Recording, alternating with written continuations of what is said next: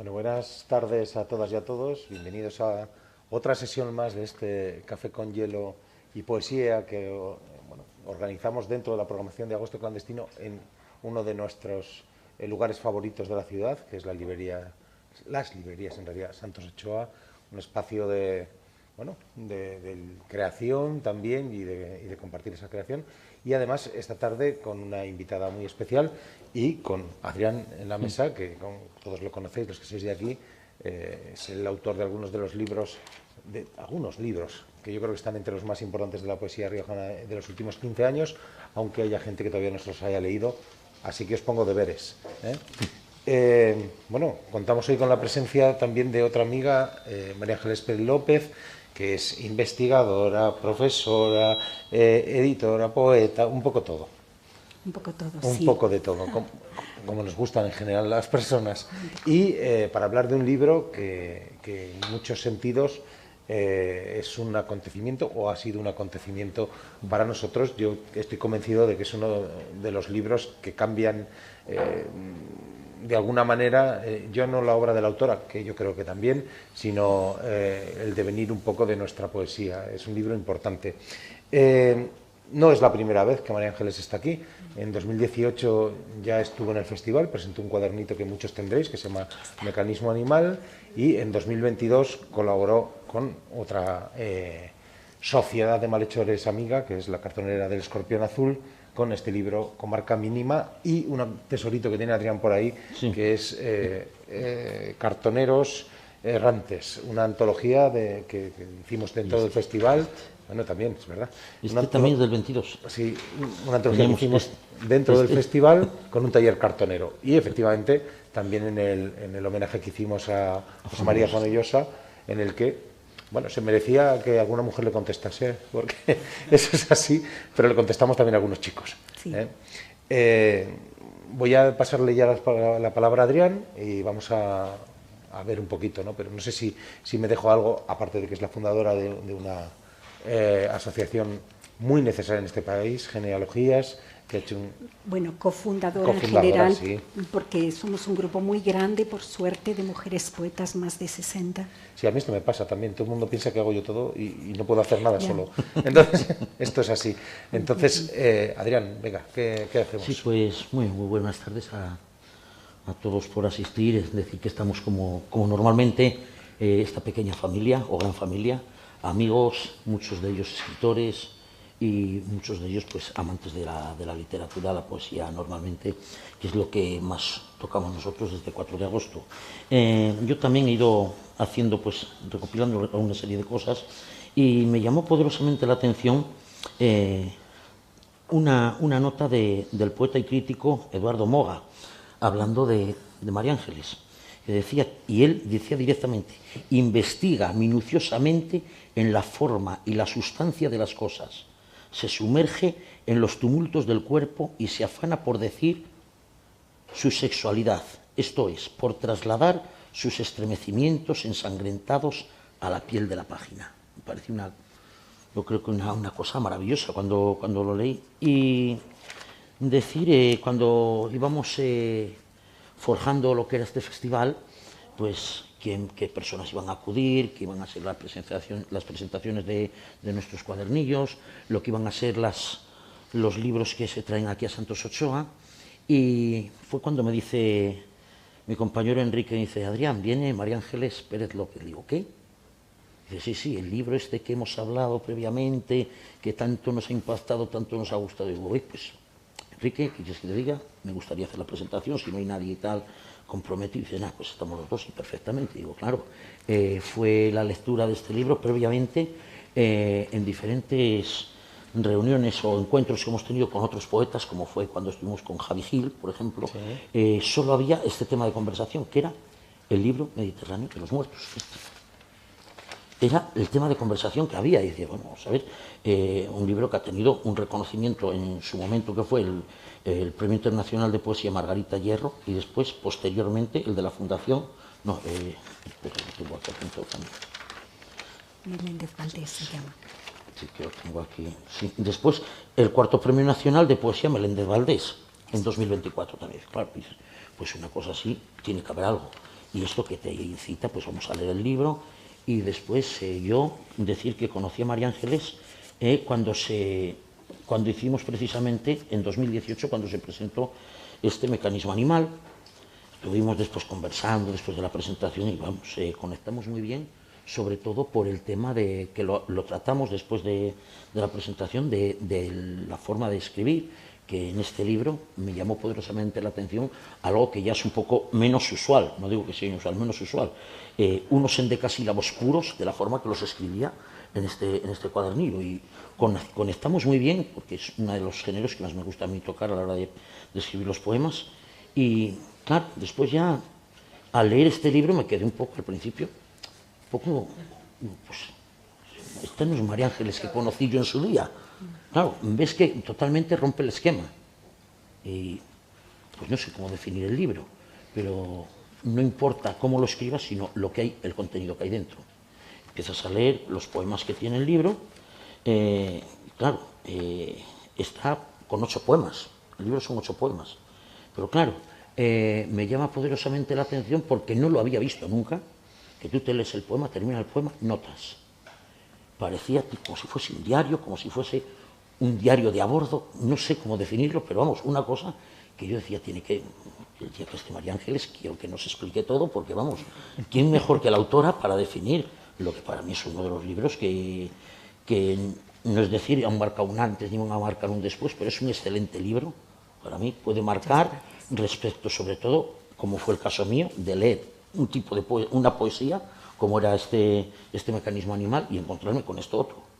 Entonces, claro, sí que yo considero totalmente positivo que una persona, lo peor, creo, es opinión mía personal, estancarse en una forma de escribir, sino ir avanzando, ir tocando palos, ir recorriendo otra serie de cosas. Yo muchas veces he comentado que para mí uno de los mejores libros de poesía es un libro de Luis Cernuda que se titula Oznos y es en prosa poética. Para mí es un libro excelente, maravilloso, claro. No tenemos que cerrarnos ni centrarnos simplemente a hacer versos o a versificar, y puedes hacer de romances, puedes hacer... Bueno, tienes infinidad de cosas, pero claro, cuando te encuentras con esto, pues es algo diferente. Y después tengo una serie de preguntas, pero eso las haré posteriormente porque le voy a dar paso a María Ángeles, que es la que creo que quien tiene que decirnos. Y claro, para mí decir que esta tarde es uno de los actos que estaba esperando, pero con muchísimo entusiasmo, de poder compartir. En este caso es la primera vez que hacemos, Enrique y yo, una presentación junta. También. Esto puede acabar. Sí. Es por decir un poco, vamos a experimentar a ver qué tal, si nos dan gorrazos a los dos o a uno solo, o no pasa nada, y después nos dicen, oye, repetir los dos que no lo habéis hecho tan mal, pero bueno, con que cuando quieras, María Ángeles, encantado de escucharte. Pues muchísimas gracias, absolutamente Adrián, absolutamente Enrique.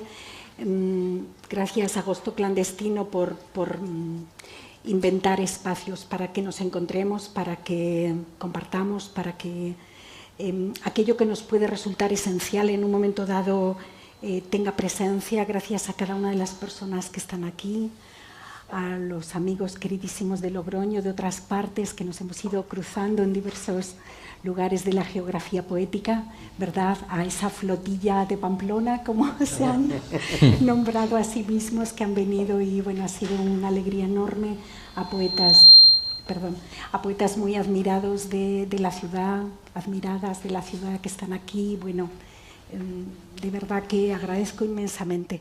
Siempre me gusta pensar que la palabra gracias tiene 7 letras porque no alcanza con una mano para contarse, que hacen falta 2, que nunca el mundo se puede decir en singular.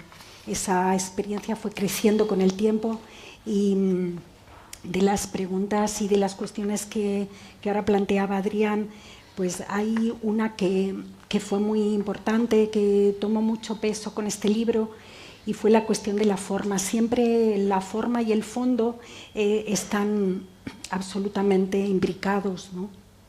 Creo que los separamos porque necesitamos analizar, abstraer, acercarnos desde el punto de vista, pues, del conocimiento a ciertos aspectos, pero lo que decimos es cómo lo decimos.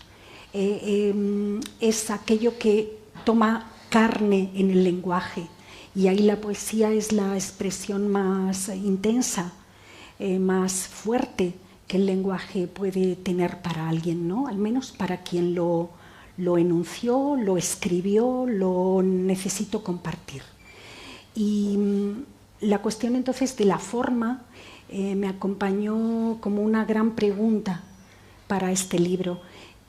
Yo vengo de haber escrito endecasílabos hasta el punto de necesitar romperlos, porque el endecasílabo es una de las respiraciones del idioma, como pasa con el octosílabo para el de 8 sílabas para la poesía popular, pues el endecasílabo, el de 11 para la poesía culta, y están absolutamente imbricados en el idioma. No nos damos cuenta, pero estamos constantemente haciendo endecasílabos, octosílabos. Siempre en clase comentamos con humor ese comienzo de Cervantes, el comienzo de Don Quijote de la Mancha, en un lugar de la Mancha, 8, de cuyo nombre no quiero acordarme, 11. Es decir, la respiración de estos versos es tan natural para la lengua que hubo un momento que el endecasílabo resultaba muy hermoso, pero a la vez también el riesgo de convertirse en una camisa de fuerza. Sí. Es decir, de que el pensamiento, el sentimiento como algo también unido, porque pensamiento y sentimiento creo que también de algún modo aspiran a unirse, pues podía estar limitándose. Entonces, con el libro anterior, al libro Mediterráneo de los Muertos, con Incendio Mineral, ya necesité lanzarme al poema en prosa. Fue una experiencia muy fuerte porque nunca había escrito poema en prosa. Parece sencillo y no lo es, porque no tiene los asideros, no tiene esos elementos que te da el verso, con los que vas construyendo un cierto ritmo, una cierta manera de decir, ¿no? Sino que eres tú quien le aporta esos elementos. Y lo que pasó cuando llegó a Libro Mediterráneo es que ya ni siquiera lo que había recorrido en el libro anterior no alcanzaba, porque fue una experiencia de escritura muy golpeada, muy fuerte, y sentí que las palabras se ahogaban, se sumergían hasta el fondo. Yo no las sabía decir. Probé muchas veces con los versos, los colocaba de un modo, de otro, buscaba. Y hubo un momento en que pensé, bueno, es que en realidad cada poema ojalá sueña con su propia forma. Es decir, la forma es uno de los caminos en que el poema se puede llegar a completar. Eso soñé, y me pasa cuando leo que de pronto hay poetas que necesitan poner el título de una manera concreta, disponer el poema hacia, por ejemplo, Hugo Mujica, el poeta argentino, hacia el fondo de la página. Hay quien, Matías Miguel Clemente, el título está al final del poema y no al principio. Es decir, ¿cuántos caminos hay?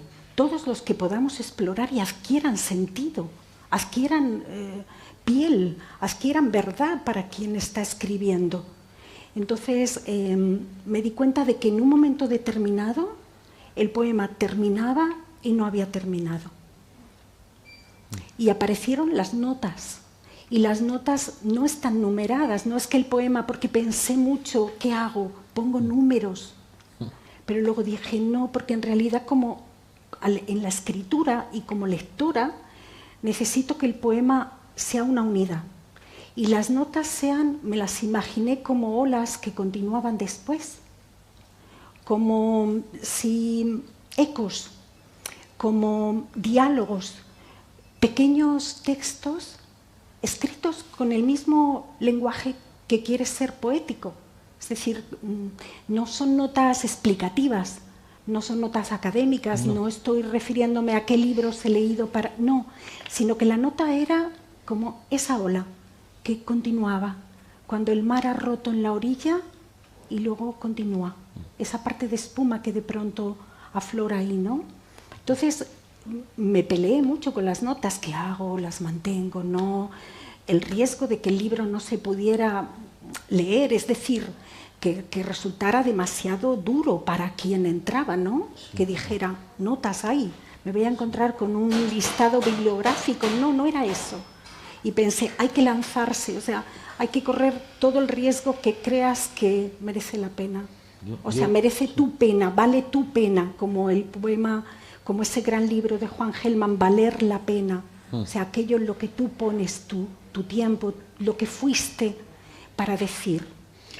Mira, ha nombrado Oknos, y yo creo que tu libro pertenece a la estirpe de otro gran libro que es Espacio, de Juan Ramón, ¿no? Que efectivamente, creo que sí, de alguna manera se desborda la forma, ¿no?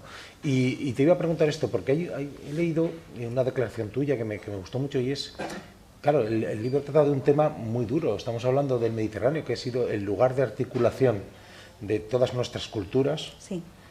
convertido, como dices tú, en una tumba al aire libre enorme. Entonces es un tema durísimo también, que entiendo que te exigió también ese desbordamiento de alguna manera, ¿no? ¿Cómo se asume ese dolor, si no? ¿Cómo se asume todo ese...? Cuando empecé con el primer poema, yo no sabía que esto era un libro, no sabía hacia dónde caminaba, así que sentía esa herida de nuestro tiempo de un modo doloroso, y la necesidad de preguntarme, de hacerme preguntas. A lo mejor esas preguntas solamente eran para mí, no iban a llegar a publicarse. Yo no sabía hacia dónde iban esas preguntas, pero sí me las tenía que hacer. Entonces surgió un primer poema y un segundo poema, y ahí ya me doy cuenta de que en realidad no es solamente un tema, va mucho más allá de un tema. Es un tema, pero va mucho más allá, es decir, es transversal. Es como si de algún modo tiñera el presente o lo modificara. Entonces yo pensaba, bueno, como alguien que da clases o que es madre, y en esa relación con los jóvenes, ¿qué pasa ahí? ¿Cómo contar este tiempo que ellos viven y conocen, pero a la vez, cómo hacerme cargo? ¿Me puedo hacer cargo? ¿Qué significa cargar con? Todas esas preguntas iban generándose. Entonces sí, fue muy difícil de escribir, y sobre todo porque, y también escribirlo pensando que tenía que dejar toda la piel en el empeño. No, yo creo que en la poesía, en ningún libro valen las medias tintas. Esto que decía Lorca, ¿no? De que la poesía no quiere adeptos, quiere amantes. Quiere amantes, sí, sí. Bueno, pues algo de esa intensidad, había que aspirar, yo tenía que entregar lo mejor que pudiera. No sabía hasta dónde iba a llegar eso, qué iba a pasar. Bueno, creo que lo haces en todos los libros, ¿eh? Eso también. Lo intento, pero este libro fue, esa exigencia fue particularmente fuerte, porque ya era un libro que desbordaba muchos de los elementos que yo había podido estar escribiendo antes. Claro, al final este tipo de situaciones, quiero decir, el hecho de que vivamos con indiferencia sí. Este tipo de situaciones, lo que está sucediendo en Palestina, lo que está sucediendo en otros lugares sí. Del mundo, sí. También es un retrato ético de nosotros mismos, ¿no? Sí. Sí. Lo voy a dejar ahí votando a ver qué pasa. Sí. Claro, y la cuestión de que ética y poética tienen que estar dándose la mano de algún modo. En la persona concreta, yo no le voy a decir a nadie no puedo hacerlo, ni a mi tiempo, ni a nadie que debe escribir cómo. No es eso, pero sí preguntarme a mí, bueno, y esa raíz, a lo mejor hay algo ahí que yo tenga que preguntarme en relación con lo que ocurre en mi presente, que está atravesado por momentos extraordinarios de la humanidad, pero también por momentos, tú los has nombrado, ¿no? Ahora mismo lo que significa Palestina, que es imposible de nombrar yo, salvo la palabra genocidio, no tengo otra, no sé cómo decirlo. Y el Mediterráneo como un espacio cercano, absolutamente, porque nos ha construido, o sea, eso a mí me sobrecogía pensar en la filosofía, el arte, el comercio, las diversas culturas, el Mare Nostrum, todo eso que está en los griegos, los romanos, los fenicios, todo eso que está en nosotros, y de pronto mirarlo hoy y decir, bueno, ¿qué significa esto? Que es ser, claro, ¿qué es el Mediterráneo? La frontera sur de Europa, de un continente con una brecha norte-sur de desigualdad insoportable.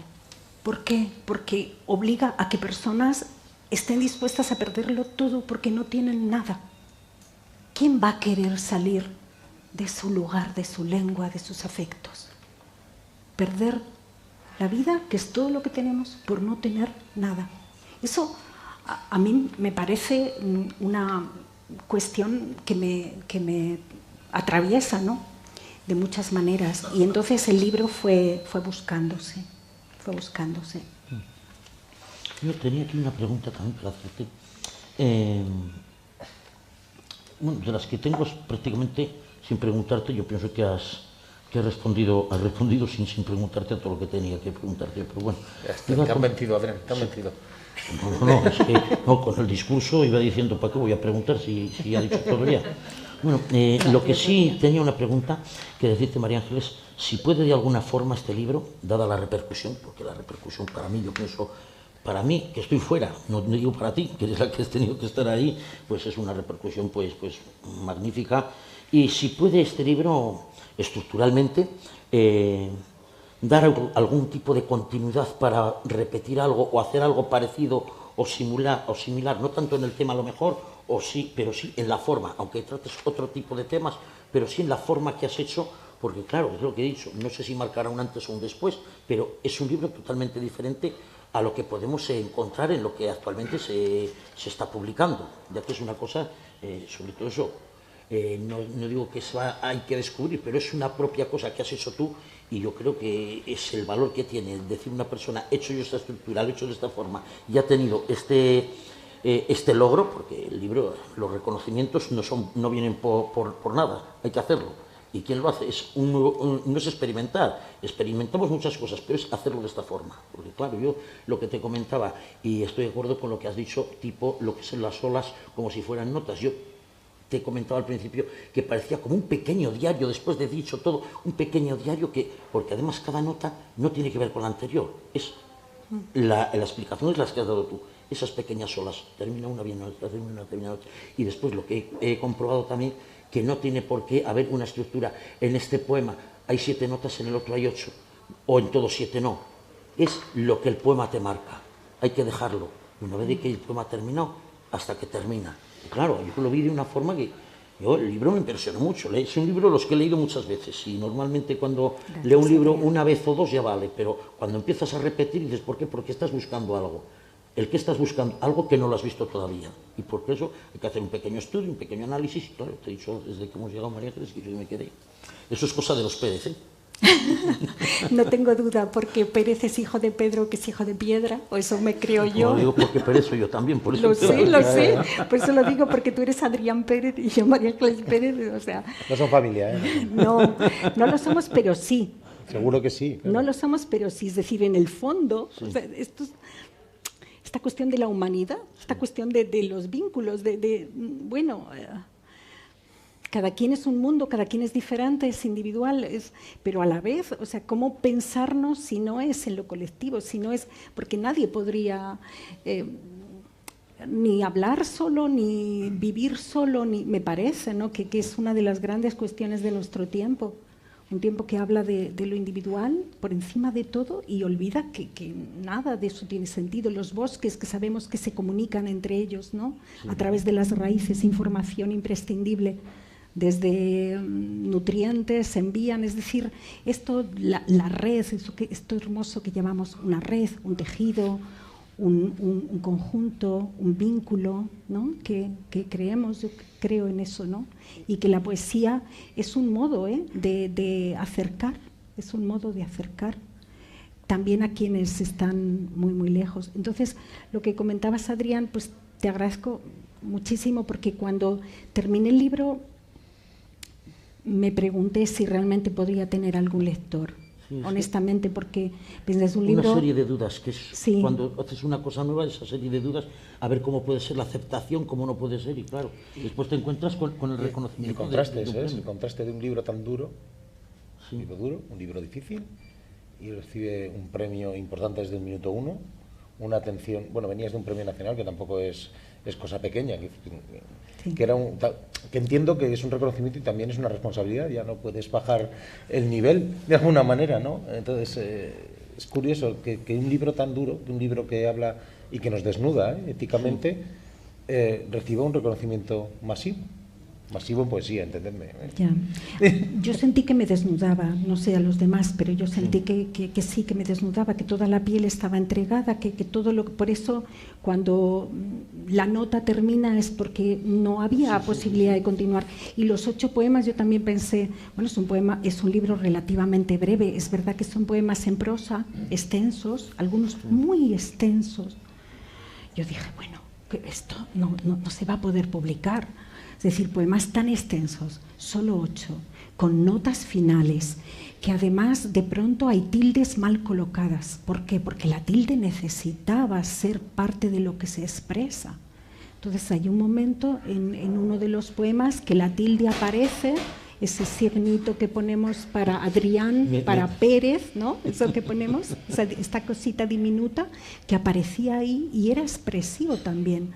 Es decir, yo sentí que eso estaba diciendo y que necesitaba utilizarlo de un modo que no es el que se corresponde con la lengua. O sea, palabras que no llevan tilde en español aparecen con tilde. ¿Por qué? Porque había como que marcar así ese golpe de la voz, ¿no? Esa cuestión tónica, bueno, pero ahí con el signo gráfico, como si la tilde fuera también como un látigo o un corte o un modo de intensidad. Entonces me pregunté, bueno, ¿esto va a tener algún lector? Creo, no sé, tal vez no, pero sí que tengo la convicción de que en la poesía no sabemos nada previamente hasta que no entramos en ella, y hay que entregarse hasta el final, y luego, si no hay lectores, no los hay, y si los hay, qué alegría no estar sola. Qué alegría enorme no estar sola.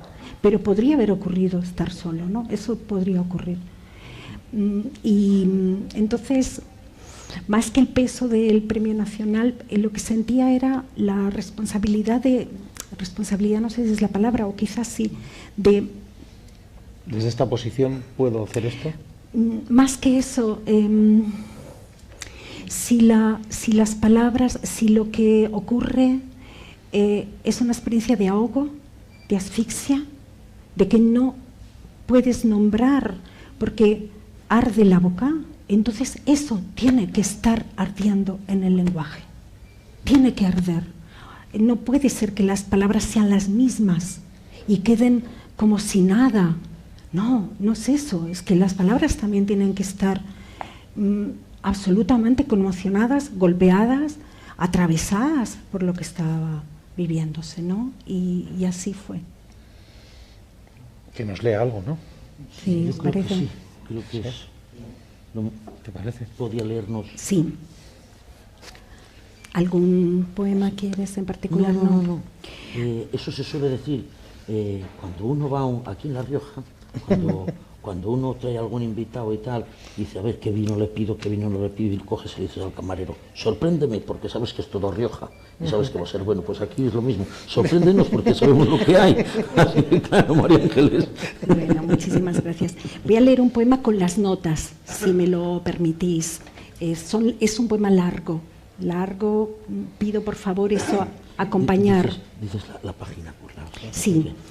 Bueno, voy a leer primero de la página 49, que dice dedicatoria y otras notas, para una pequeña reflexión final sobre las notas a pie. Dice la segunda nota de esa dedicatoria final y otras notas. Tal vez la nota a pie de página sea un caballo de Troya, pero las notas finales están desorientadas. A ellas se acercan el viento y la víscera para poder decir el no decir. Me parecía que eso era la diferencia entre la nota a pie de página, que aparece con su numerito y abajo decimos de tal libro, de tal autor, y estas notas finales que buscaban aproximarse a ese no saber decir. Y luego la nota 3, que sí que es la más importante, porque es para agradecer a cada una de las personas que estáis aquí, que están aquí, a la librería, a Agosto Clandestino.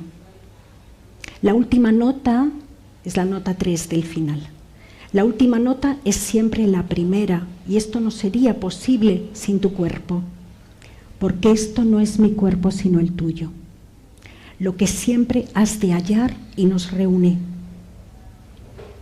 Lo que siempre has de hallar y nos reúne. Y leo un poema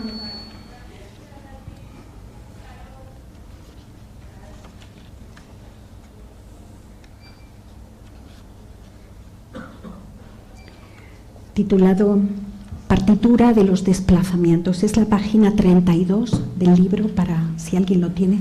Partitura de los desplazamientos.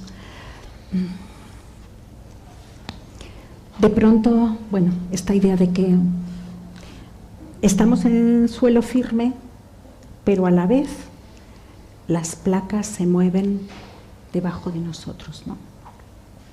Es como esa sorpresa, ¿y qué está pasando ahí? Entonces leo el poema y luego las notas.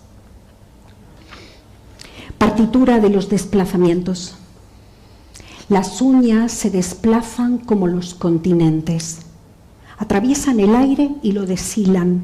Crecen sin cesar ni preguntarse. Su velocidad es la de las placas sobre el manto rocoso. Se empujan y presionan entre sí. Se separan o acercan. Se cautivan. Parecen estar danzando incorregibles sobre una línea imaginaria. Pero cutícula y océano no son imaginarios. El cuerpo bajo el mar nunca es imaginario. Cuando las uñas se desplazan, como los continentes, invitan al afuera. Son afuera. ¿Qué significa afuera si eres agua? El océano todo lo vuelve de sí, arrecife y caparazón vacío, como cuando decimos caballito de mar, pero desaparecen las praderas, la velocidad respirada en el belfo, la cualidad carnal de lo indomable. El caballito, en su diminutivo, se entrega sin cerviz, sin desamparo, una miniatura de juguete para que el océano no sea tan bronco, y córneas que parecen de juguete en personas cautivas bajo el agua. Porque el océano todo lo vuelve de sí. Cada coral disuelve su alboroto, entrega el nombre apresurado de su propio color, como si no hubiera al menos 10 pigmentos mezclándose, como si todo no fuera mezcla en todo, como si la conciencia misma del color no fuera un modo extremo del idioma. Amor en el azul, verde, violeta, fluorescencia que atrae al plancton entre la oscuridad, pero no sabe llamar a los ahogados. Porque el océano, ya lo he dicho, pero he de repetirme como la ola que se afirma y retrae sin perder nunca su espacio de visión, todo lo vuelve de sí. La toalla descalza ante la espuma, la canción inasible del ahogado. A 100 metros de profundidad se disuelve la gama de colores, no llega el amarillo, el naranja o el rojo. Hay personas sumergidas en silencio que repiten su nombre sin cansarse. ¿Cómo es que sus nombres no logran emerger? ¿Es también por sus ondas, su color? Si la estructura feliz del arrecife segrega nombre propio entre tanto factor de simetría, ¿cómo es que esos nombres no logran emerger? Los cuerpos se han hundido, arrastran los pulmones abrasados, voluminosos, heridos por la asfixia y el pavor, pero ¿y sus nombres? Se han vuelto parte misma del océano, no logran desprenderse y emerger. Cuando las uñas se desplazan como los continentes, está todo braceando en el lenguaje, en la niebla, en las zonas de borradura, en los días en que te ciega el sol, está todo braceando en el lenguaje. En la lesión dormida de los párpados, en el blando clamor de las membranas, en cada circunloquio, en el ojo de cristal que ninguna cuchilla rasgaría, en quirófanos blanquísimos que devoran la luz, en los restos de plástico que brillan sobre el mar, en los pliegues y surcos del cerebro. Está todo braceando en el lenguaje, como cuando los patos tienen medio cuerpo bajo el agua y meten la cabeza, sin recordar que son hijos inequívocos de dos mundos perfectamente diferenciados, y en ellos palpita la altura. También el hambre bracea en el lenguaje. Cuando las uñas se desplazan, dicen éxodo, conocen las largas migraciones, aunque no se desprendan de ti, deshilan el manto terrestre. Al desplazarse, el Atlántico no deja de crecer, las uñas no dejan de crecer, en las manos se oprime lo real, pero el cuerpo es también el océano. O hemos olvidado que el agua nos recorre. Somos cima, palabras abisales, llanuras y anémonas de mar, la grava incorregible que danza en el amor. Tal vez se pose al fondo de los bronquios la llave esquiva de los carceleros. Ante ella los nombres no logran emerger. Un límite, las uñas. El otro, la velocidad de los cabellos. Si digo tectónica de placas, ¿estoy diciendo cuerpo mío de mí? Acerco el cortaúñas, pero esto no sería amputación. ¿Cómo sé lo que dice mi cuerpo? Pertenece a la sombra, él es la noche. Saltarán los trocitos de semanas, la abrumadora consistencia de la lima, el redil. Mientras van uniéndose a la misma velocidad las placas africana y euroasiática. Se borrará este mar enmudecido, el mar Mediterráneo de los muertos. Entonces emergerán todos los nombres. Notas. Nota 1. Pegamento y petróleo entre los dientes, en el hueco verbal de cada mano. Y en todas las rodillas sumergidas, la retracción del sexo en quien se ahoga. Nota 2. En los ojos se expande lo real. Dos globos casi de juguete, formados al menos por un 90% de agua, pero la visión tiembla, es muy difusa. Con ellos se forman collares de perlas, esas cuentas que en realidad son córneas. El mar las trasplantó a las ostras heridas. Aunque sí puede trasplantarse una córnea de persona a persona, de migrante a la ostra que todo lo recubre, ¿no emerge la partitura oscura de los desplazamientos? Nota 3. Cuando el mar arroja un cuerpo hasta la playa, ¿es que también era cutícula sobrante? ¿Extremidad que nadie requería? Un antebrazo seccionado queda en la lista de objetos perdidos.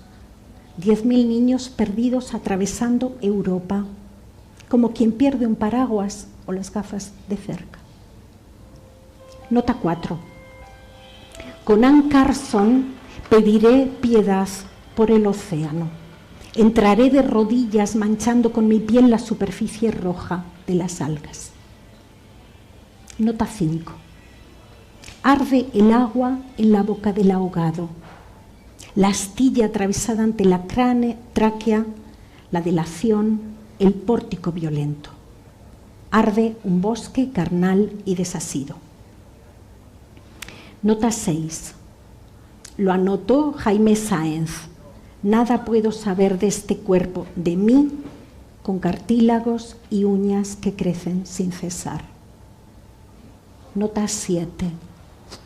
Aminatú, Dalova, Bebé, Clemence, Merveille, Patience y otra compañera no identificada. Hablaremos de ellas aunque han muerto. Sus letras, sus pupilas mirándonos desde un extenso muro de agua que alguien perforará con una hebilla de sangre. Nota 8, última. No un muro, sino una partitura rota. Pentagrama en que crece la hiedra como habrán de crecer todos los nombres. Gracias. Muchas gracias.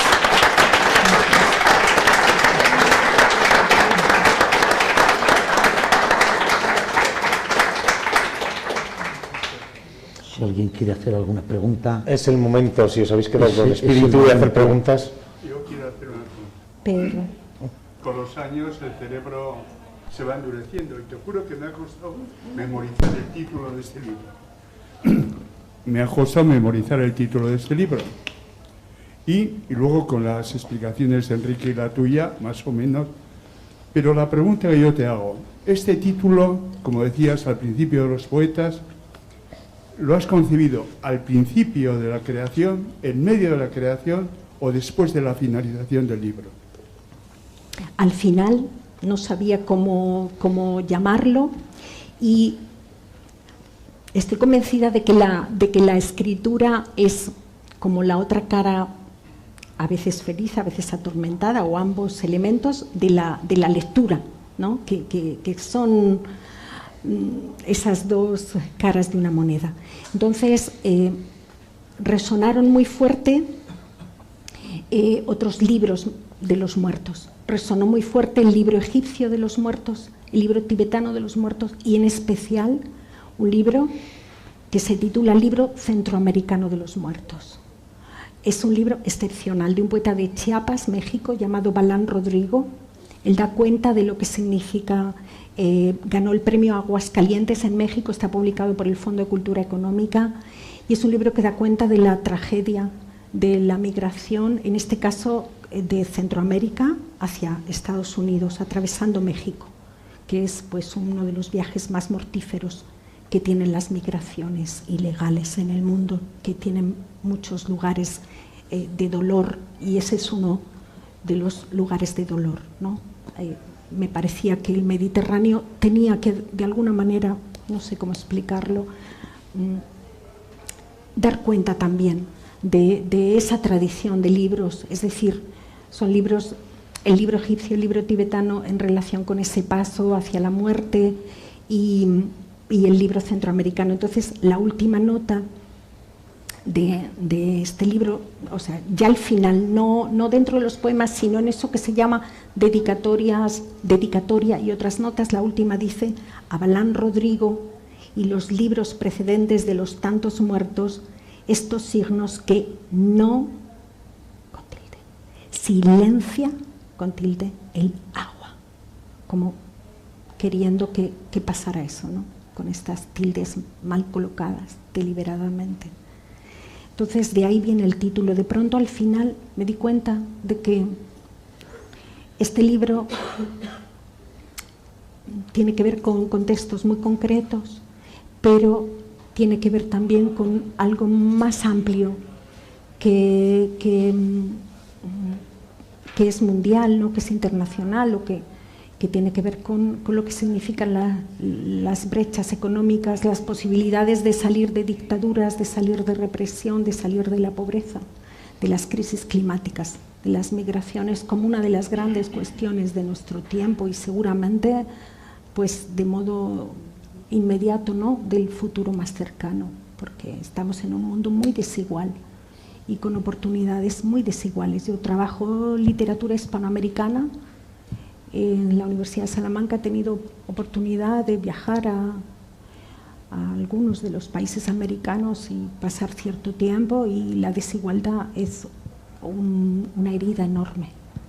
Y creo que el sueño de una vida mejor, el sueño, la esperanza de una vida mejor, eso está en el corazón humano, ¿no? Me parece que está en el corazón humano.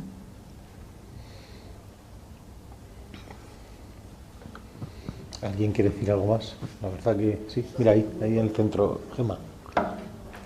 Perdón. ¿En algún momento de tu creación te diste cuenta de que igual las notas las podías dejar aparte y que sean la base de hacer otro nuevo libro? Una segunda parte o ampliar como tal. No, porque me daba cuenta de que la nota estaba relacionada directamente con lo que... Bueno, directamente, o sea, era parte de ese cuerpo anterior que había sido el poema, Por ejemplo, en este que leí, en el de partitura de los desplazamientos, yo había leído a Anne Carson y de pronto, bueno, esta idea de pedir piedad por el océano, ¿no? Entonces, claro, pero ¿cómo no? Sí, es eso lo que yo debo hacer también en el poema. Quiero decir que no sentí que fueran algo externo, sino al contrario. De hecho, pedí en la edición, que agradezco mucho el trabajo de pretextos, en la edición, al final pedí que las notas no empezaran en página aparte, sino, aquí creo que se ve, ¿no? Termina el poema y hay un blanco, porque es otra cosa, pero la nota sí hay un espacio, pero digamos, pedí que las notas fueran a continuación, es decir, que se sintiera... Ay, sí, gracias. Que se sintiera, o al menos esa había sido mi percepción, que era una unidad mayor, pero formada por piezas muy disímiles, muy distintas, como me parece que muchas veces es la vida. Está formada por cosas muy distintas entre sí, algunas muy pequeñas, otras muy grandes, otras que no se sabe muy bien de dónde vienen. Entonces, por eso siempre sentí que tenían que estar al final de cada uno de los textos, que solo ahí tenían sentido. Teresa. Bueno, yo me he emocionado, no es la primera vez que escucho esta lectura. A ver si puedo hablar. Gracias. No sé si voy a poder. A mí me toca algo. Me toca algo, perdón, es que estoy emocionada. Algo que tiene que ver con la humanidad. La humanidad es una palabra muy grande que no existe tanto, o sea, no hay tantos seres humanos como quisiéramos. En realidad, a todos nos cuesta un poco llegar a experimentar esa humanidad. Yo creo que este libro, tú decías, Enrique, que es un libro muy duro y sin embargo ha tenido un eco. Es que nos toca solamente si escuchamos un poco y nos abrimos un poco, no podemos quedarnos al margen. Porque es que habla de nosotros, habla de la negación de la vida, habla de, bueno, pues de este ritmo loco, desconectado, y es como un bofetón a toda la falsedad, bueno, yo qué sé, no sé. Solo quería decir que creo que consigue conmovernos y que yo de verdad que te lo agradezco enormemente, porque sí me parece que es un libro increíble, no sé cómo decirlo de otra manera, único. Así que gracias, María Ángeles. No, soy yo la que agradece de verdad no estar sola en esta. Sé que no es así, que hay gente preciosa en ONGs, en ciudadanos particulares, hay gente preciosa en el mundo, la hay, pero también hay a quien esa palabra humanidad a lo mejor había que recordársela. Tú has dicho algo que me ha parecido precioso, desconectados. Claro, es eso, ¿no? Que olvidas que hay un vínculo, que es un vínculo con la naturaleza primero, pero luego con todas las formas de la vida y de lo no vivo también. Es decir, que porque estamos, o sea, hay nitrógeno en nuestro cuerpo, el agua del mar, o sea, las lágrimas tienen la misma composición salina que el mar. O sea, vamos a ver que son cosas enormes, maravillosas, impresionantes, que a mí al menos me recuerdan todo el tiempo eso, ¿no? Que esta idea de no desconectarse de los demás, ¿no? Y de lo demás, de estar. Me parece que la poesía hace eso, ¿no? Como abrir caminos para que esos vínculos se puedan dar. Ojalá, o eso es lo que sentí. Mil gracias por esas palabras preciosas. Bueno. Sara, perdona. Isabel, sí, pero rápido. Ay, María Ángeles, que es que eres deliciosa. Yo quiero preguntarte. Gracias, qué palabra tan bonita. No puedo aplaudirte, pero No, gracias. Sara. quiero yo decir que disfrutando como disfrutan cuando escriben un libro, siguen disfrutando y siguen escribiendo, y de repente cortan y dicen, aquí se acabó.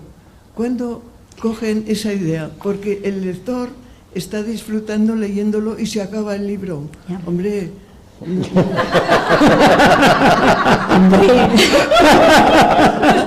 Ahí es donde voy. Cuando hay un corte que ya... ¿Cuándo lo ven? La terminación del libro. Gracias, bonita.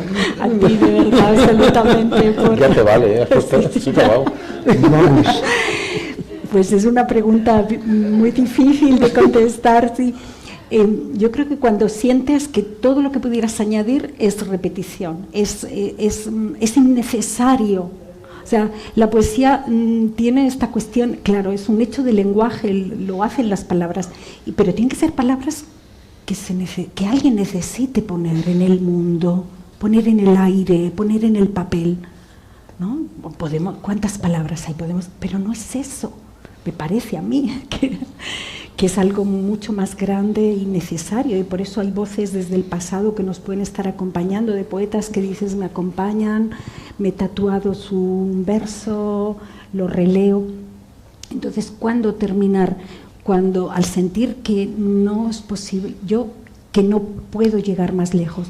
Hay una experiencia, hay algo físico que siempre me recuerdo. Mi abuelo era minero, entonces me imagino bajando la mina y ese momento en el que el carbón se acaba y además el oxígeno se puede acabar también, ¿no? Y la poesía como ese pájaro que bajaban los mineros para cuando se producía una explosión de Grisú.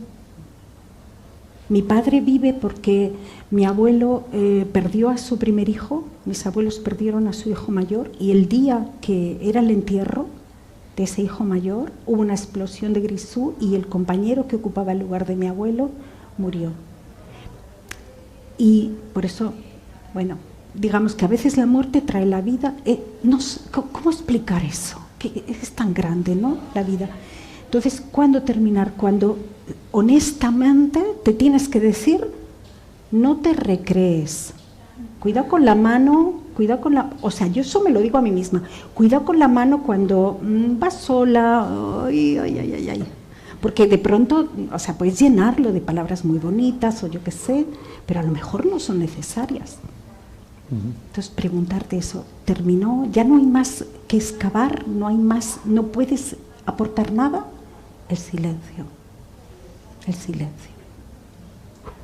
¿A ti? Y al hilo de cuándo termina, ¿cuándo empieza?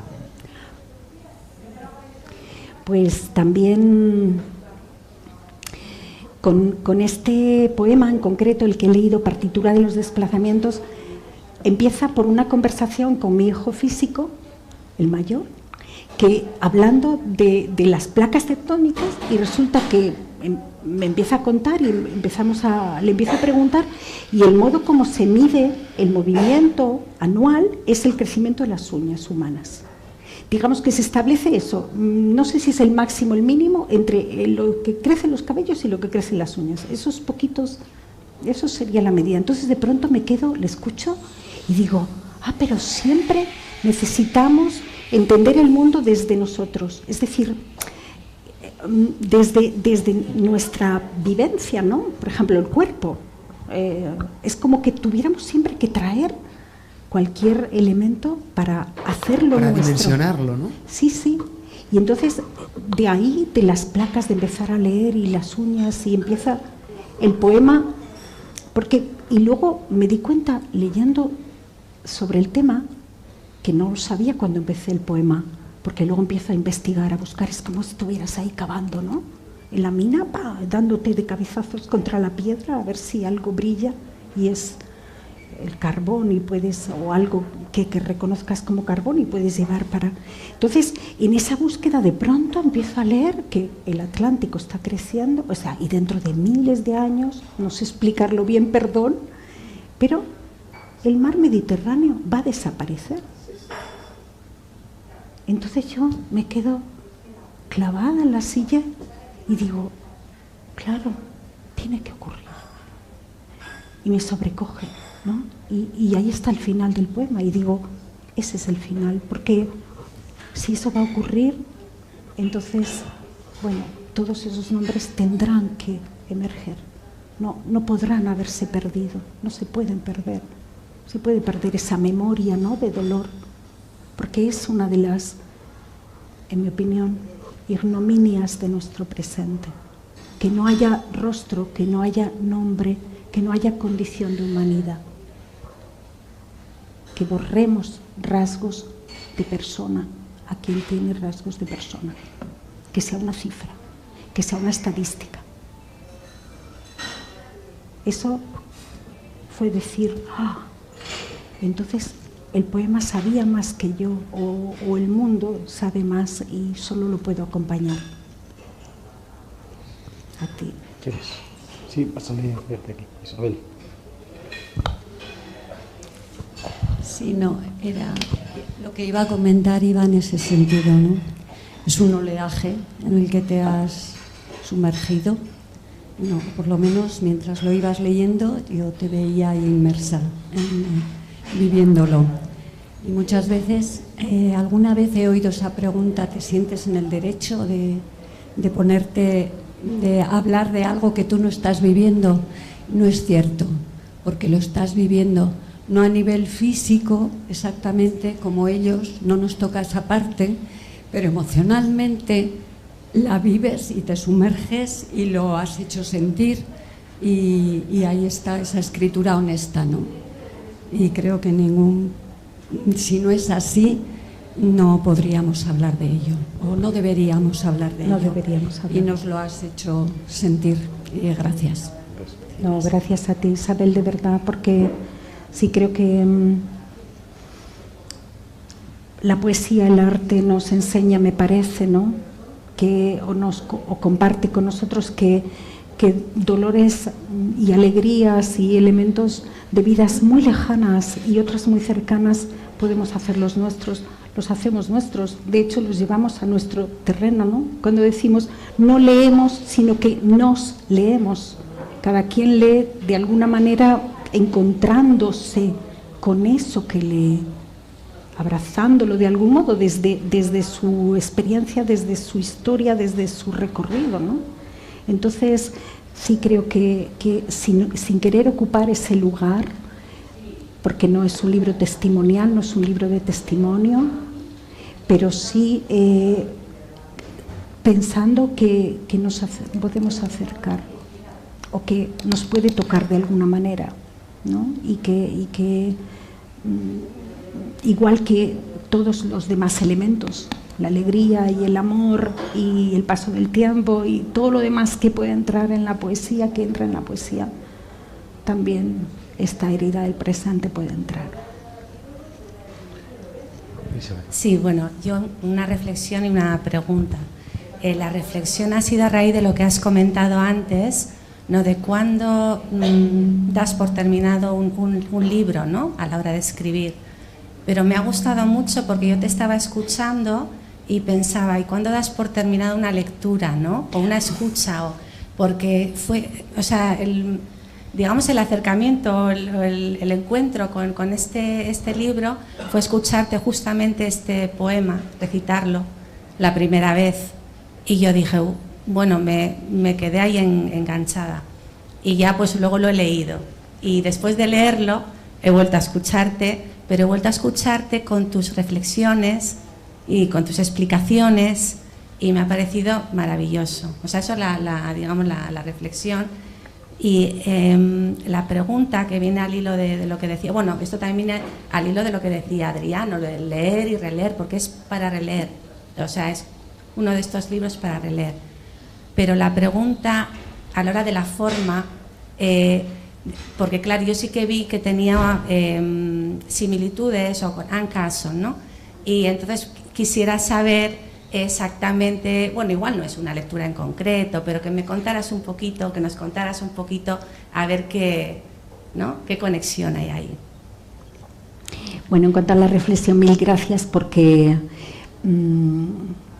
me gustaría pensar, o sea, que desde luego tengo la experiencia como lectora feliz de mucha poesía, que no se agota el poema, ¿no? Que puede no agotarse, que tú sientes que necesitas volver, que cada vez ves de un modo distinto, casi como un poliedro, ¿no? O casi como un calidoscopio que lo vas girando, es decir, te va iluminando distintas partes. Eso me pasa con poetas que admiro, por ejemplo, Anne Carson, que siento que puedo ir a un libro y a ese otro libro y tiempo más tarde, ¿no? Y la lectura es un poquito diferente también, porque yo me incorporo a ese lugar de un modo un poco diferente. Quizás lo que tiene Anne Carson para mí, bueno, tiene muchísimos elementos, pero es ese conjunto de preguntas y esa propuesta en relación con distintas tradiciones, me di cuenta de que para el libro necesitaba, o sea, hubo un momento cuando había que picar piedra, que era pues leer, preguntarme, pero a lo mejor no me podía preguntar solo desde la poesía, sino desde otros saberes, ¿no? Desde otros ámbitos que de pronto aportaban, no sé, yo creía ahí encontrar ese trocito de carbón.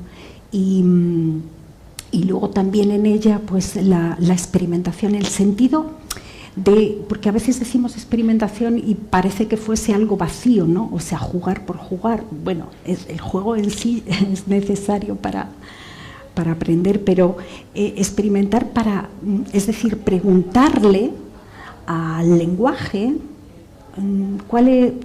por dónde las costuras tienes que ensancharlas, cuáles son sus puntos fuertes, sus puntos débiles, y no constreñirte porque es que de pronto el poema puede estar abriéndote multitud de caminos. Ahí es lo que el poeta, la poeta ponga en pie. Mil gracias. Bueno, siento ser el aguafiestas. Sé que no me queréis, pero tenemos a las 7 otro acto. Y hay que ir por favor. Sí, como quiero dejar tiempo para que os firme el libro y esas cosas, vamos a darle un aplauso fuertísimo.